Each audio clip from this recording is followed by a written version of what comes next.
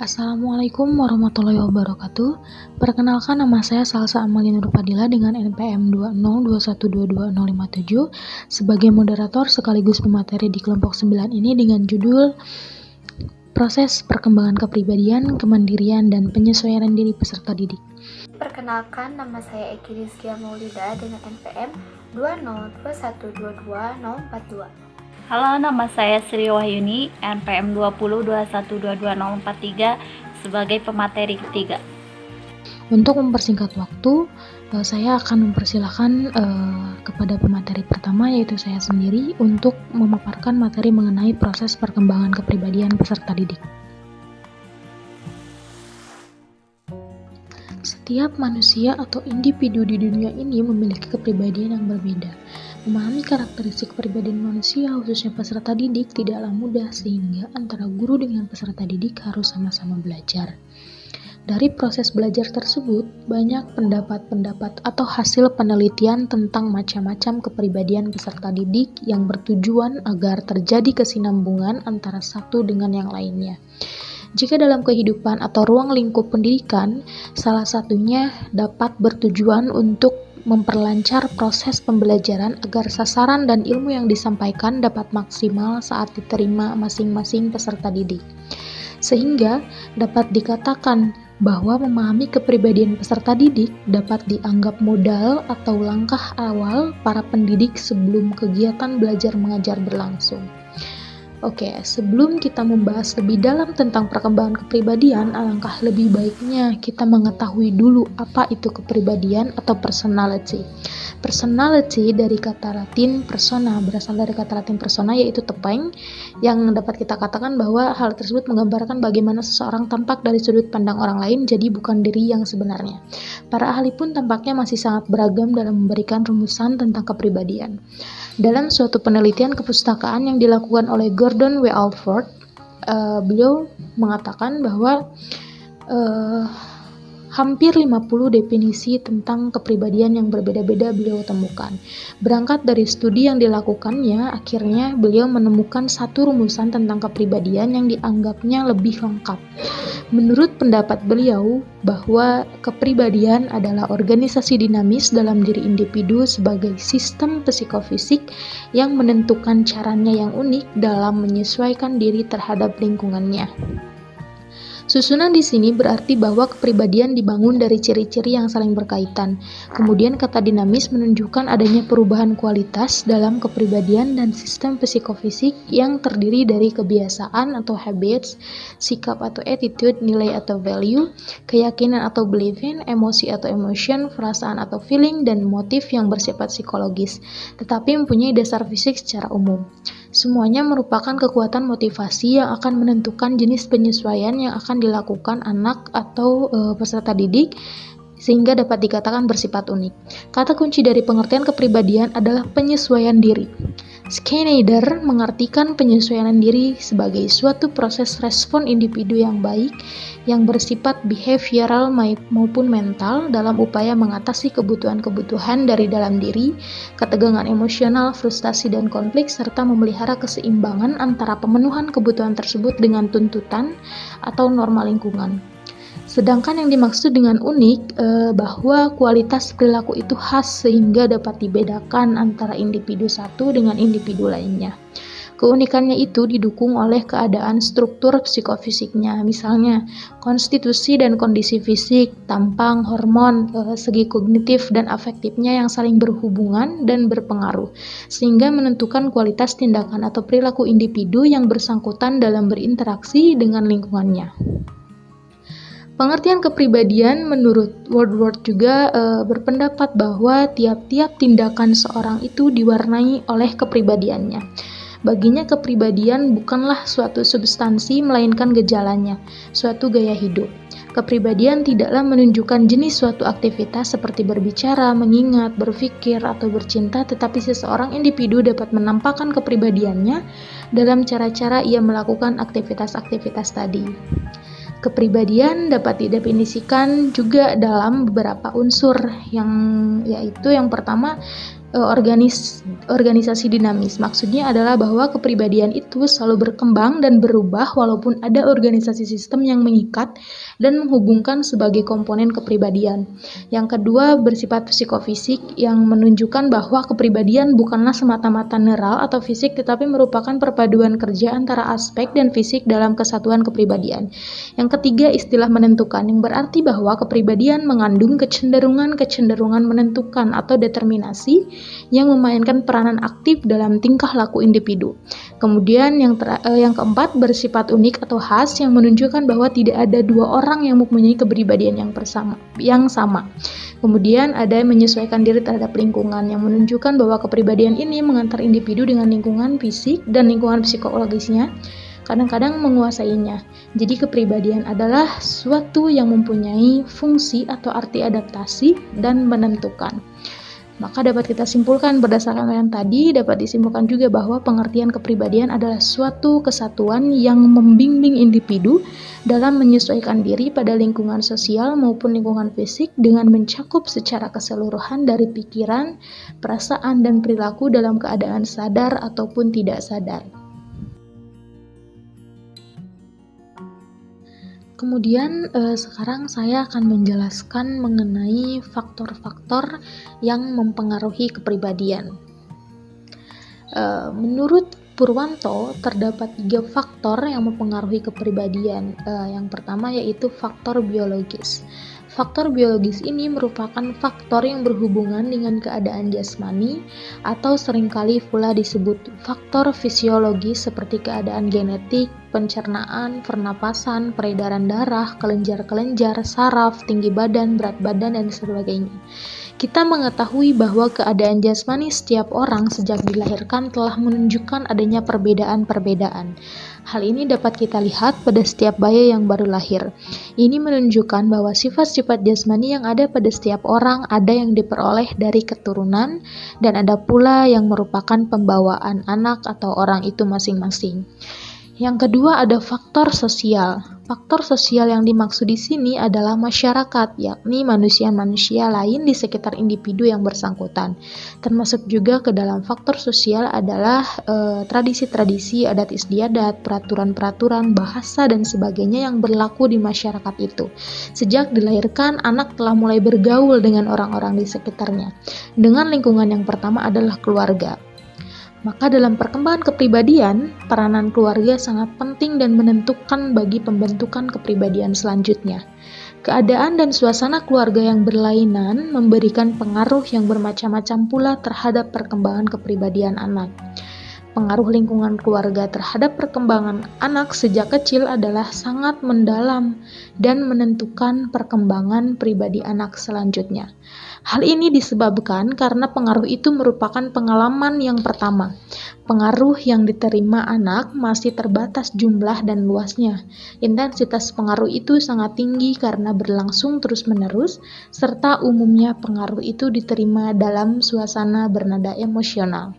Kemudian, semakin besar seorang anak, maka pengaruh yang diterimanya dari lingkungan sosial makin besar dan meluas pula. Kemudian selanjutnya ada faktor kebudayaan, di mana perkembangan dan pembentukan kepribadian pada masing-masing orang tidak dapat dipisahkan dari kebudayaan masyarakat, di mana mereka itu dibesarkan. Beberapa aspek kebudayaan yang sangat mempengaruhi perkembangan dan pembentukan kepribadian, yang pertama ada nilai-nilai atau values. Di dalam setiap kebudayaan terdapat nilai-nilai hidup yang dijunjung tinggi oleh manusia-manusia yang hidup dalam kebudayaan itu. Untuk dapat diterima sebagai anggota suatu masyarakat, maka kita harus memiliki kepribadian yang selaras dengan kebudayaan yang berlaku di masyarakat itu. Kemudian setelah nilai-nilai ada adat dan tradisi. Adat dan tradisi yang berlaku di suatu daerah, di samping menentukan nilai-nilai yang harus ditaati oleh anggota-anggotanya, juga menentukan pula cara-cara bertindak dan bertingkah laku yang akan berdampak pada kepribadian seseorang. Kemudian ada pengetahuan dan keterampilan.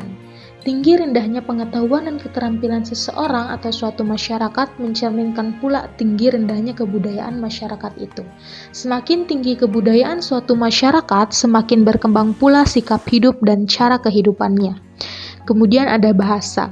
Di samping faktor-faktor kebudayaan yang telah diuraikan tadi, bahasa ini merupakan salah satu faktor yang turut menentukan ciri-ciri khas dari suatu kebudayaan. Betapa eratnya hubungan bahasa dengan kepribadian manusia yang memiliki bahasa itu. Karena bahasa merupakan alat komunikasi dan alat berpikir yang dapat menunjukkan bagaimana seseorang itu bersikap, bertindak, dan bereaksi serta bergaul dengan orang lain. Kemudian yang terakhir ada milik kebendaan atau material possession. Semakin maju kebudayaan suatu masyarakat atau bangsa, semakin maju dan modern pula alat-alat yang dipergunakan bagi keperluan hidupnya. Hal itu sangat mempengaruhi kepribadian manusia yang memiliki kebudayaan itu. Selanjutnya, saya akan menjelaskan mengenai struktur dan tipologi kepribadian. Yang pertama ada struktur kepribadian. Yang pertama ada ID yang merupakan sistem kepribadian yang asli atau merupakan dunia batin manusia yang tidak mempunyai hubungan dengan dunia luar. Contohnya, pada saat kita batuk atau pada saat kita lapar. Yang kedua ada ego. Ego ini merupakan komponen kepribadian yang bertanggung jawab untuk menangani dengan realitas. Contohnya, suara hati untuk menentukan makan atau tidak. Kemudian yang ketiga ada superego. Superego ini adalah aspek kepribadian yang menampung semua standar moral yang kita dapat dari orang tua. Contohnya, memberikan pertimbangan. Selanjutnya, saya akan menjelaskan mengenai tipologi kepribadian. Tipologi kepribadian ini merupakan pengetahuan yang menggolongkan manusia berdasarkan faktor tertentu, misalnya karakteristik, fisik, psikis, dan budaya. Contoh, karakteristik misalnya pemalu, pendiam, pemarah, dan penyabar. Kemudian fisik, bentuk tubuhnya merupakan warisan dari orang tua. Kemudian psikis, contohnya misalkan pikiran dan perasaan. Kemudian ada budaya yang meliputi identitas, warisan, pola perilaku.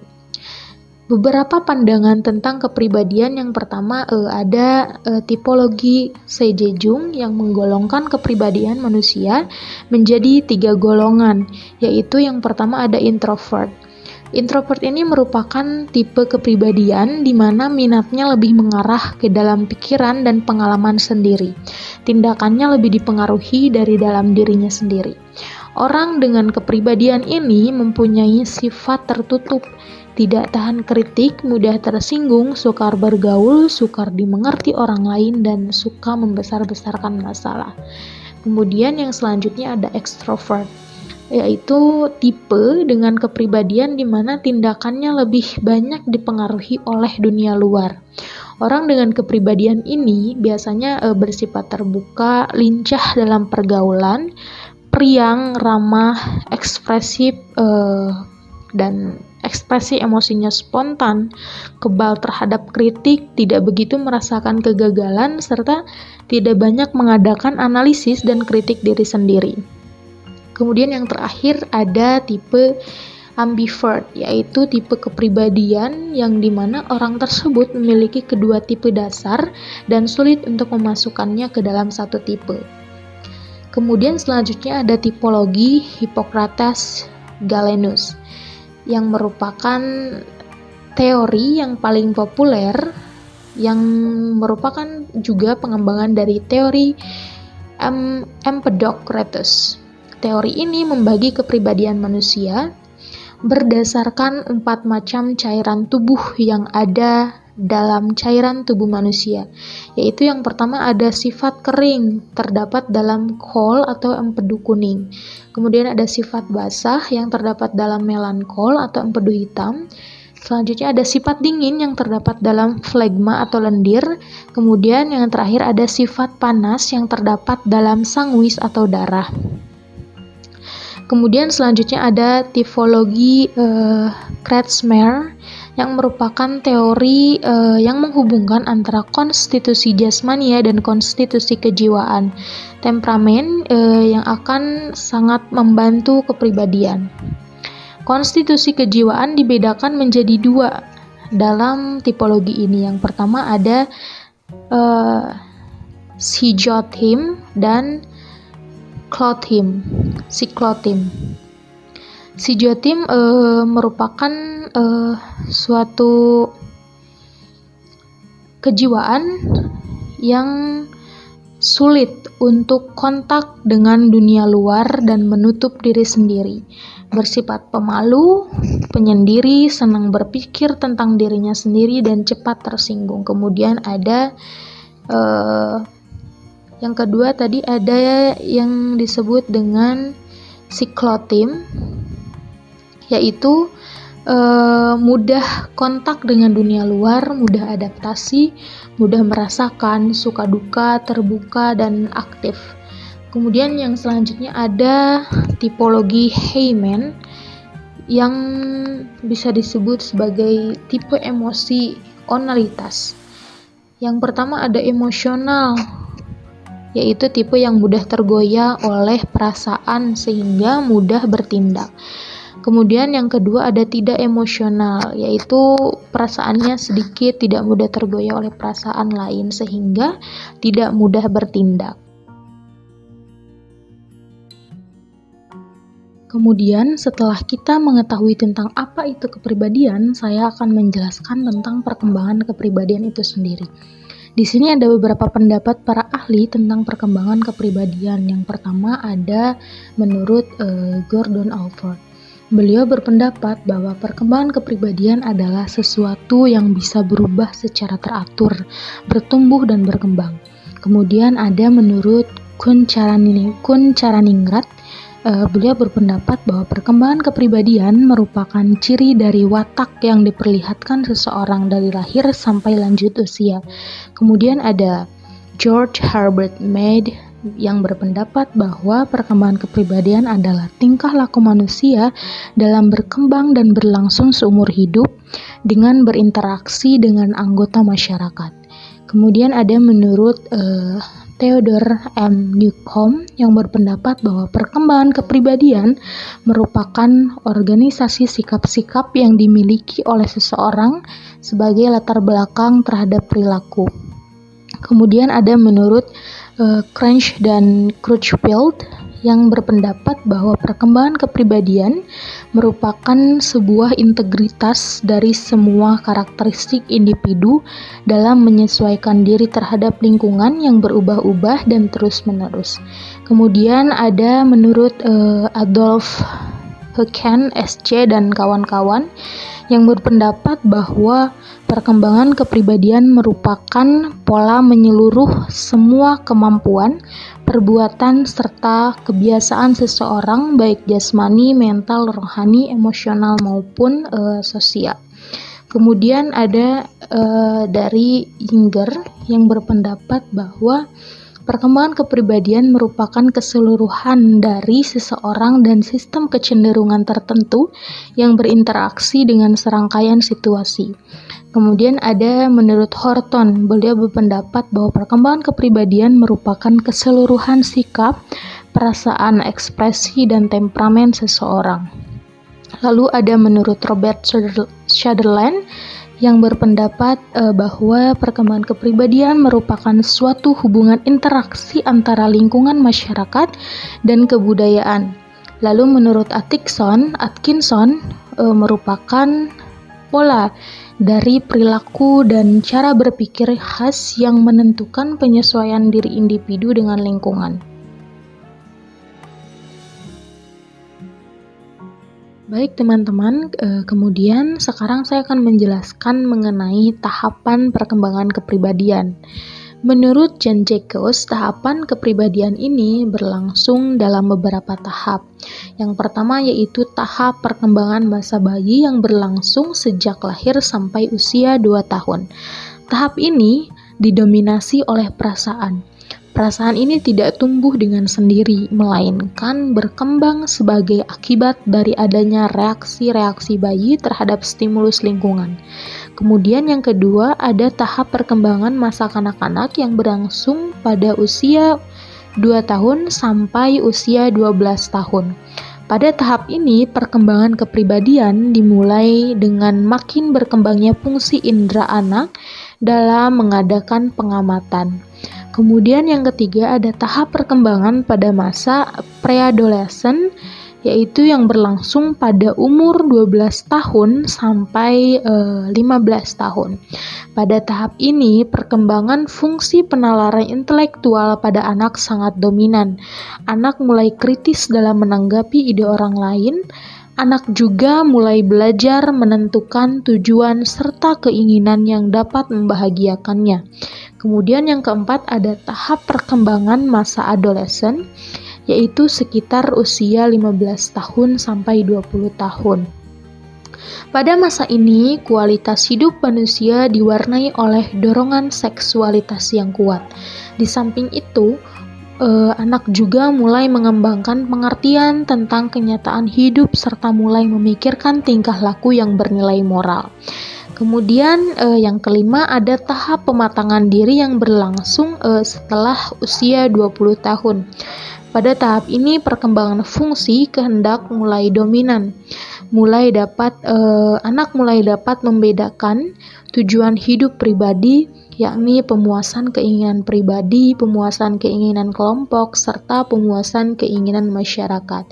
Pada masa ini terjadi pula transisi peran sosial seperti dalam menindaklanjuti hubungan lawan jenis, pekerjaan dan peranan dalam keluarga, masyarakat maupun negara. Realisasi setiap keinginan menggunakan fungsi penalaran sehingga dalam masa ini orang mulai mampu melakukan self-direction dan self-control. Dengan kemampuan inilah manusia mulai tumbuh dan berkembang menuju kematangan pribadi untuk hidup mandiri dan bertanggung jawab.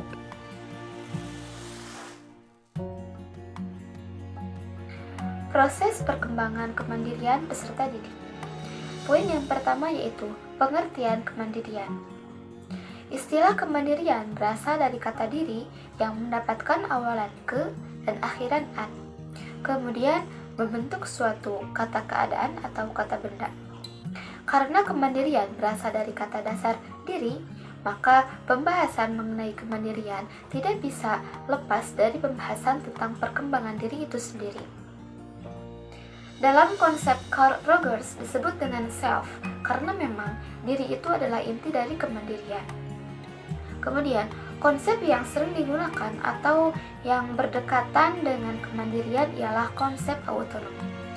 Erikson dalam Monks DKK tahun 1989 menyatakan bahwa kemandirian adalah usaha untuk melepaskan diri dari orang tua dengan maksud untuk menemukan dirinya melalui proses mencari identitas ego, yaitu merupakan perkembangan ke arah individualitas yang mantap dan berdiri sendiri.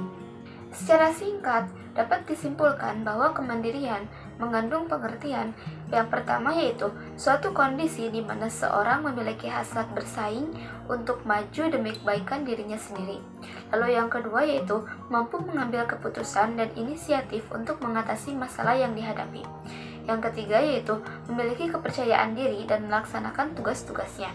Dan yang terakhir, bertanggung jawab atas apa yang dilakukannya.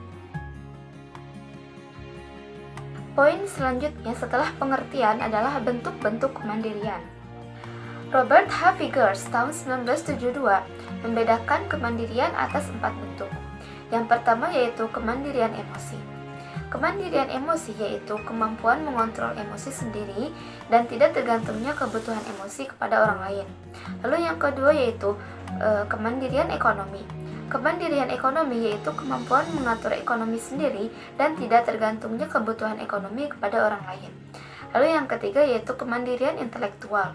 Kemandirian intelektual yaitu kemampuan untuk mengatasi berbagai masalah yang dihadapi. Dan yang keempat yaitu kemandirian sosial. Kemandirian sosial yaitu kemampuan untuk mengadakan interaksi dengan orang lain dan tidak tergantung pada aksi orang lain. Dan untuk poin selanjutnya yaitu tingkatan dan karakteristik kemandirian. Sebagai suatu dimensi psikologis yang kompleks, kemandirian dalam perkembangannya memiliki tingkatan-tingkatan. Perkembangan kemandirian seseorang berlangsung secara bertahap sesuai dengan tingkat perkembangan kemandirian tersebut. Lovinger dalam Sunario Kartadinata tahun 1988 mengemukakan tingkatan kemandirian dan karakteristiknya, yaitu tingkat pertama adalah tingkat impulsif dan melindungi diri. Tingkat kedua yaitu tingkat konformistik. Tingkat ketiga yaitu tingkat sadar diri. Tingkat keempat yaitu tingkat saksama atau conscientious. Dan tingkat kelima adalah tingkat individualitas. Serta tingkat keenam adalah tingkat kemandirian. Baik, untuk tingkatan yang pertama yaitu tingkat impulsif dan melindungi diri. Adapun ciri-cirinya adalah yang pertama yaitu peduli terhadap kontrol dan keuntungan yang dapat diperoleh dari interaksinya dengan orang lain. Yang kedua yaitu mengikuti aturan secara spontanistik dan hedonistik. Yang ketiga, berpikir tidak logis dan tertegun pada cara berpikir tertentu atau stereotip. Yang keempat, cenderung melihat kehidupan sebagai zero-sum games. Dan yang terakhir, cenderung menyalahkan dan mencela orang lain serta lingkungannya. Kemudian, untuk tingkat yang kedua yaitu tingkat konformistik. Dan untuk ciri-cirinya sebagai berikut. Yang pertama yaitu peduli terhadap penampilan dan penerimaan sosial. Yang kedua, cenderung berpikir stereotip dan klise.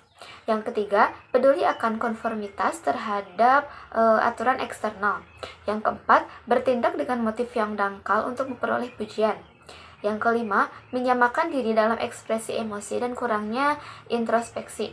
Kemudian yang selanjutnya, perbedaan kelompok didasarkan atas ciri-ciri eksternal. Yang selanjutnya, takut tidak diterima kelompok. Yang selanjutnya, tidak sensitif terhadap keindividualan. Dan yang terakhir, merasa berdosa jika melanggar aturan. Lalu, untuk tingkat yang ketiga yaitu tingkat sadar diri. Adapun ciri-cirinya yaitu yang pertama, mampu berpikir alternatif. Yang kedua, melihat harapan dari berbagai kemungkinan dalam situasi. Yang ketiga, peduli untuk mengambil manfaat dari kesempatan yang ada. Yang keempat, menekankan pada pentingnya memecahkan masalah. Yang kelima, memikirkan cara hidup. Dan yang terakhir, penyesuaian terhadap situasi dan peranan. Tingkat yang keempat yaitu tingkat saksama atau conscientious. Adapun ciri-cirinya sebagai berikut. Yang pertama yaitu bertindak atas dasar nilai-nilai internal. Yang kedua, mampu melihat diri sebagai pembuat pilihan dan pelaku tindakan. Yang ketiga, mampu melihat keragaman emosi, motif, dan perspektif diri sendiri maupun orang lain. Yang keempat, sadar akan tanggung jawab. Yang kelima, mampu melakukan kritik dan penilaian diri. Yang keenam, peduli akan hubungan mutualistik. Yang ketujuh, memiliki tujuan jangka panjang. Yang kedelapan, cenderung melihat peristiwa dalam konteks sosial. Yang kesembilan, berpikir lebih konteks dan berdasarkan pola analitis. Tingkat yang kelima yaitu tingkat individualitas. Adapun ciri-cirinya yang pertama, peningkatan kesadaran individualitas. Yang kedua, kesadaran akan konflik emosional antar kemandirian dan ketergantungan. Yang ketiga, menjadi lebih toleran terhadap diri sendiri dan orang lain. Yang keempat, mengenal eksistensi perbedaan individual. Yang kelima, mampu bersikap toleran terhadap pertentangan dalam kehidupan. Yang keenam, membedakan kehidupan internal dengan kehidupan luar dirinya. Yang selanjutnya, mengenal kompleksitas diri. Dan yang terakhir, peduli akan perkembangan dan masalah-masalah sosial. Tingkat yang terakhir adalah tingkat kemandirian. Adapun ciri-cirinya yaitu yang pertama, memiliki pandangan hidup sebagai suatu keseluruhan. Yang kedua, perkembangan kemandirian dan penyesuaian diri peserta didik. Yang ketiga, cenderung bersikap realistik dan objektif terhadap diri sendiri dan orang lain. Yang keempat, peduli terhadap pemahaman abstrak seperti keadilan sosial. Yang kelima, mampu mengintegrasikan nilai-nilai yang bertentangan. Yang keenam, toleran terhadap ambiguitas. Yang ketujuh, peduli akan pemenuhan diri atau self-fulfillment. Yang kedelapan, ada keberanian untuk menyelesaikan konflik internal. Yang kesembilan, responsif terhadap kemandirian orang lain. Yang kesepuluh, sadar akan adanya saling ketergantungan dengan orang lain. Dan yang kesebelas, mampu mengekspresikan perasaan dengan penuh keyakinan dan keceriaan. Untuk poin selanjutnya yaitu pentingnya kemandirian bagi peserta didik. Pentingnya kemandirian bagi peserta didik dapat dilihat dari situasi kompleksitas kehidupan dewasa ini yang secara langsung dan tidak langsung dapat memengaruhi kehidupan peserta didik. Pengaruh kompleksitas kehidupan terhadap peserta didik terlihat dari berbagai fenomena yang sangat membutuhkan perhatian dunia pendidikan, seperti perkelahian antar pelajar, penyalahgunaan obat atau narkoba dan alkohol, perilaku agresif, dan berbagai perilaku menyimpang lainnya yang mengarahkan pada tindak kriminal. Sunario Kartadinata tahun 1988 menyebutkan beberapa gejala yang berhubungan dengan permasalahan kemandirian yang perlu mendapat perhatian dari dunia pendidikan, yaitu yang pertama yaitu ketergantungan disiplin kepada kontrol luar dan bukan karena niat sendiri dengan ikhlas.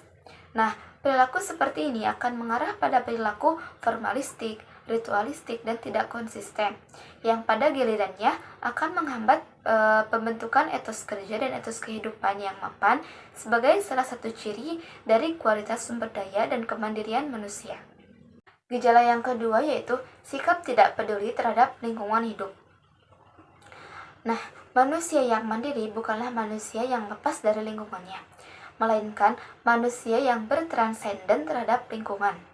Sikap ketidakpedulian terhadap lingkungan hidup merupakan gejala perilaku impulsif yang menunjukkan bahwa kemandirian masyarakat masih rendah.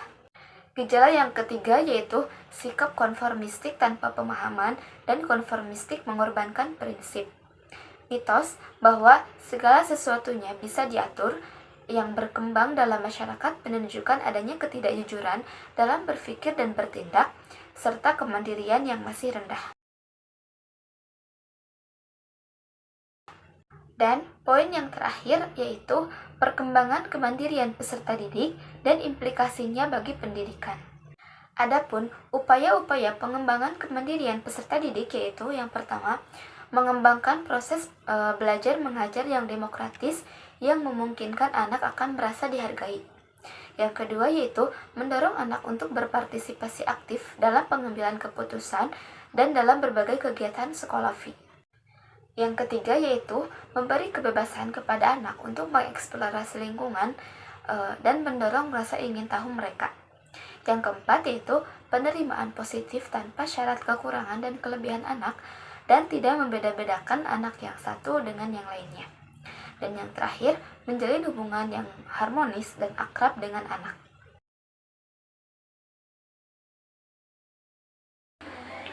Proses perkembangan penyesuaian diri peserta didik. Pengertian penyesuaian diri. Dalam istilah psikologi, penyesuaian diri atau disebut juga dengan istilah adjustment merupakan suatu proses untuk mencari titik temu antar kondisi diri dan tuntutan lingkungan. Manusia dituntut menyesuaikan diri dengan lingkungan sosial, kejiwaan, dan lingkungan alam sekitarnya. Kehidupan itu secara alamiah juga mendorong manusia untuk terus-menerus menyesuaikan diri. Penyesuaian diri dapat diartikan juga sebagai yang pertama itu penyesuaian diri berarti adaptasi, dapat dipertahankan eksistensinya atau bisa survive dan memperoleh kesejahteraan jasmani dan rohani, dan dapat mengadakan relasi yang memuaskan dengan tuntutan lingkungan sosial. Yang kedua adalah penyesuaian diri dapat pula diartikan sebagai konformitas yang berarti menyesuaikan sesuatu dengan standar atau prinsip yang berlaku umum. 3. Penyesuaian diri dapat diartikan sebagai penguasaan, yaitu memiliki kemampuan untuk membuat rencana dan juga mengorganisir respon-respon sedemikian rupa sehingga bisa mengatasi segala bentuk macam konflik, kesulitan, dan frustasi secara efektif. Individu memiliki kemampuan menghadapi realita hidup dengan cara yang memenuhi syarat. Dan yang terakhir, penyesuaian diri dapat diartikan sebagai penguasaan dan kematangan emosional. Kematangan emosional berarti memiliki respon emosional yang sehat dan tepat pada setiap persoalan. Jadi penyesuaian diri pada prinsipnya adalah suatu proses yang mencakup respon dan tingkah laku di mana individu berusaha untuk dapat berhasil mengatasi kebutuhan-kebutuhan dalam dirinya. Menurut Feldman, 1971, berfungsinya subsistem pada seseorang melibatkan beberapa asumsi-asumsi yang dibuat sendiri oleh individu yang bersangkutan.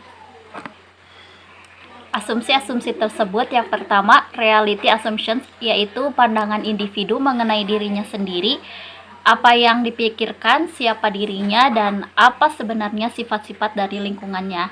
Yang kedua adalah possibility assumption, yaitu pandangan individu mengenai hal-hal yang mungkin tentang perubahan-perubahan, tentang kesempatan pengembangan diri dan hubungannya dengan lingkungan sosialnya. Dan yang ketiga adalah value assumption, yaitu pandangan individu terhadap baik dan buruk, salah dan benar, tentang yang diakui dan yang tidak diakui.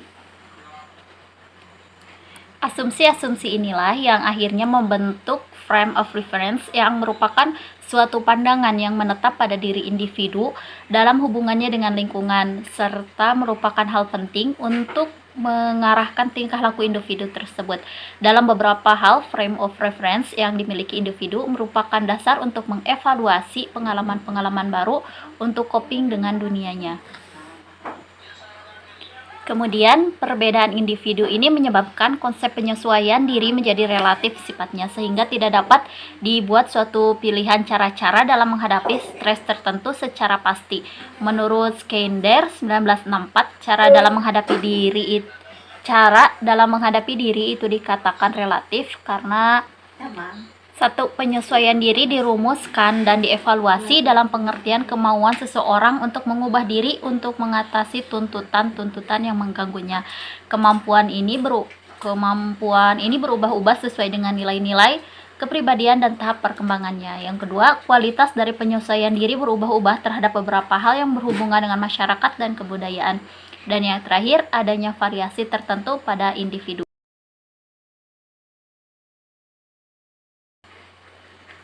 Baik, selanjutnya itu karakteristik penyesuaian diri. Satu, itu penyesuaian diri secara positif. Mereka tergolong mampu melakukan penyesuaian diri secara positif, ditandai dengan hal yang berikut. Yang pertama, tidak menunjukkan adanya ketegangan emosional yang berlebihan. Kedua, tidak menunjukkan adanya mekanisme pertanyaan yang salah. Yang ketiga, tidak menunjukkan adanya frustasi pribadi. Yang keempat, memiliki pertimbangan yang rasional dalam pengarahan diri. Yang kelima, mampu belajar dari pengalaman. Dan yang terakhir adalah bersikap realistik dan objektif. Selanjutnya ada juga penyesuaian diri yang negatif.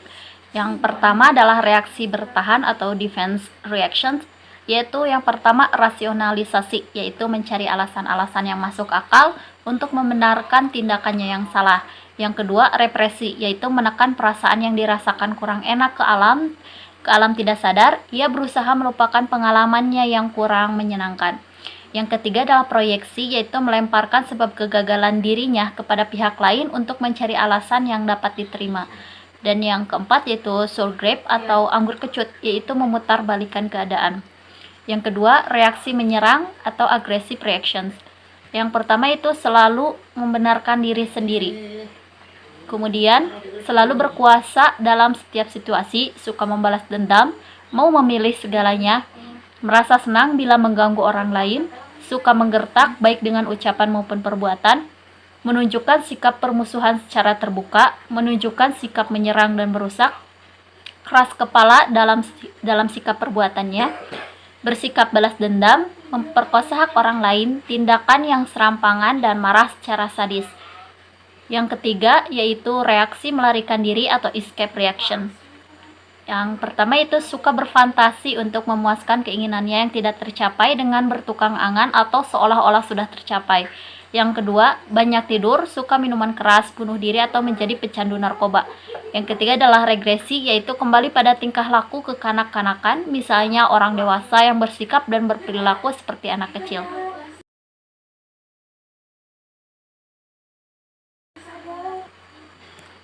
Selanjutnya di sini saya akan menjelaskan aspek-aspek penyesuaian diri yang sehat. Penyesuaian diri yang sehat lebih merujuk pada konsep sehatnya kehidupan pribadi seseorang, baik dalam hubungannya dengan diri sendiri, dengan orang lain, maupun dengan lingkungannya. Sistem penyesuaian diri ini merupakan kondisi untuk mengembangkan diri secara optimal. Mengacu pada beberapa konsep tentang sehatnya kepribadian yang diajukan oleh beberapa ahli seperti kepribadian normal oleh Chloe 1953, kepribadian produktif Fromm dan Gilmore 1974, Maka secara garis besar penyesuaian diri yang sehat dapat dilihat dari 4 aspek berikut. Yang pertama adalah kematangan emosional. Kematangan emosional yaitu mencakup aspek kematangan suasana hidup aspek-aspek yaitu kematangan suasana kehidupan sosial, kemantapan suasana kehidupan kebersamaan dengan orang lain, kemampuan untuk santai, gembira, dan menyatakan kejengkelan, dan sikap dan perasaan terhadap kemampuan dan kenyataan diri sendiri. Yang kedua adalah kematangan intelektual yang mencakup aspek-aspek kemampuan mencapai wawasan diri sendiri, kemampuan memahami orang lain, kemampuan mengambil keputusan, dan keterbukaan dalam mengenal lingkungan. Yang ketiga adalah kematangan sosial yang mencakup keterlibatan dalam partisipasi sosial, kesediaan kerjasama, kemampuan kepemimpinan, sikap toleransi, keakraban, dan pergaulan. Dan yang terakhir yaitu tanggung jawab yang meliputi sikap prosuktif dalam mengembangkan diri, melakukan perencanaan dan melaksanakannya secara fleksibel, sikap altruism, empati, bersahabat dalam hubungan interpersonal, kesadaran dan etika dan hidup jujur, melihat perilaku dari segi konsekuensi atas dasar sistem nilai, dan yang terakhir kemampuan bertindak independen.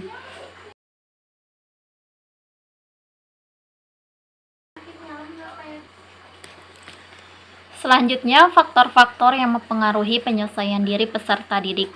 Faktor-faktor yang mempengaruhi penyelesaian diri dapat dilihat dari konsep psikogenik dan sosiopsikogenik. Psikogenik memandang bahwa penyelesaian diri dipengaruhi oleh riwayat kehidupan sosial individu, terutama pengalaman khusus yang membantu perkembangan psikologis. Pengalaman khusus ini lebih banyak berkaitan dengan latar belakang kehidupan keluarga, terutama yang menyangkut yang pertama itu menyangkut hubungan orang tua anak, yang merujuk pada iklim hubungan sosial dalam keluarga.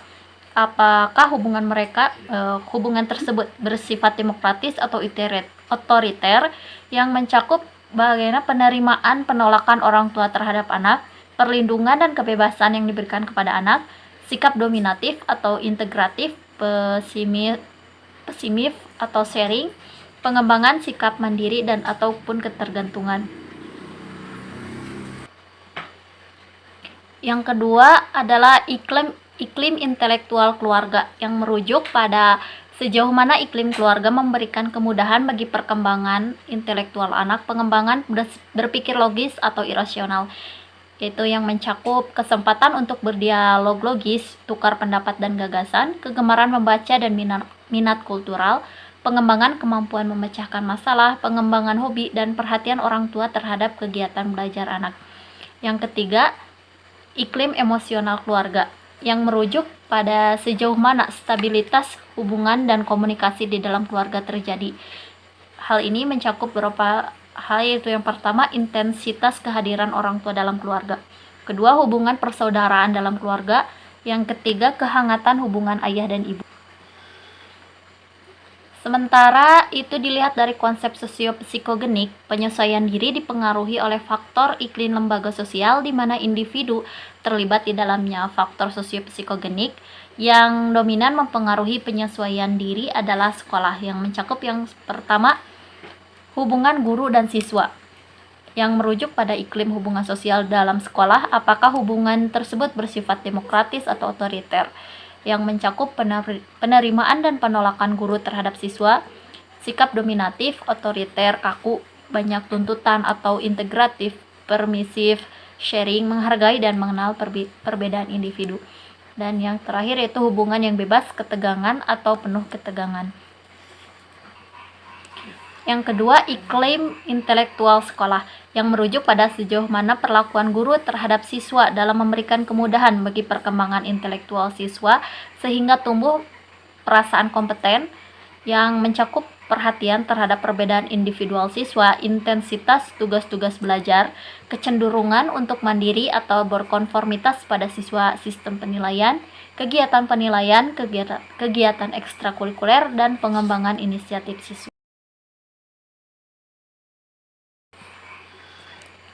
Selanjutnya, pola hubungan remaja peserta didik dengan sekolah.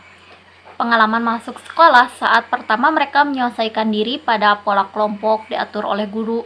Sekolah merupakan lingkungan artifisial yang sengaja dibentuk guna mendidik dan membina generasi muda ke arah tujuan tertentu, terutama untuk membekali anak dengan pengetahuan dan kecakapan hidup atau skill yang dibutuhkan di kemudian hari. Guru masih memberi peran sentral dalam kehidupan anak dan remaja yang sangat sering menentukan bagaimana mereka merasakan berada di sekolah dan bagaimana mereka merasakan berada di sekolah, merasakan dirinya.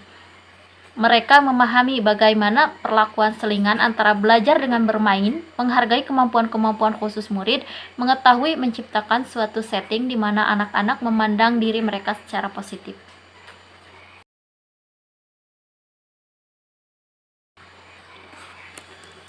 Baik, yang terakhir adalah permasalahan penyesuaian diri.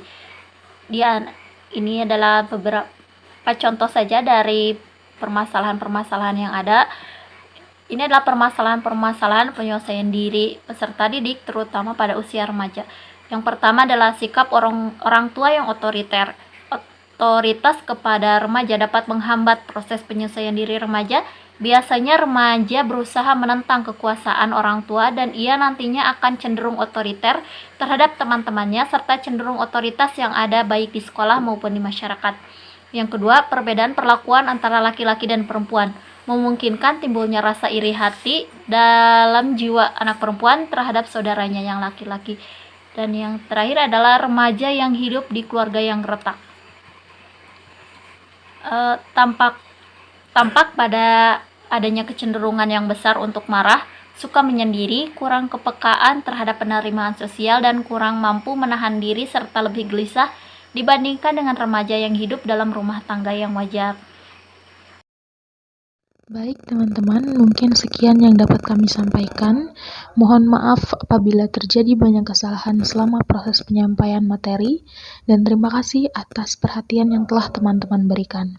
Saya selaku moderator mewakili rekan-rekan saya mengucapkan pamit undur diri. Wassalamualaikum warahmatullahi wabarakatuh.